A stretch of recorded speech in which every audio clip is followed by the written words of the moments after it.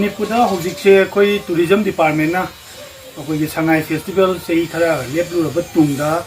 अखोई नवंबर तांग 19 कुंथ्रा फाउबा नुमित 10 चुपना पांथोकनी हाइना तौरिबसे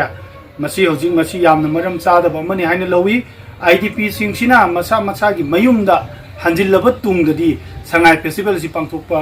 चुंगनी हाइना खली करिगिनो हाइरबदा हौजिकसी आईडीपी सिंगसिना महागना लेजरमलिबा मसागी मयुम मकैसी मई थागिदना अदगी थुगाइबिदना community conflict से मणिपुर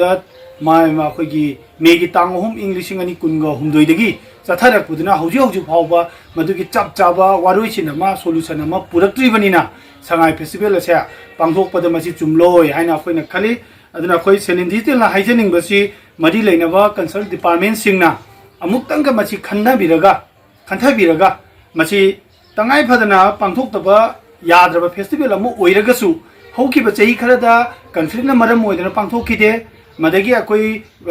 कोरोना की मतमदा ग्लोबल की ओइना तौगिबा कोविड 19 की मतमदसु पांगथोकिदे अदुना हौजिकसु मतम लेरिङै हाइदि ngasi नुमित खरनी लेरिङै सिदा मसे अमुक्तंग खन्थाबिरगा आईडीपी सिंगसिना थेंगनरिबा अवाबा अमदि मणिपुर की प्रजा सेक्शन खुदिमकना थेंगनरिबा अवाबसि उरगा अखोइगी संगाई फेस्टिवल से पांथोकपा मधु पांथोकपिदनबा अखोई सेलिन डिजिटल की माइकेदगिसु अखोई मदि लेनबा डिपार्टमेंट सिंग दा हाइजरी अखोइना आईडीपी सिंगसी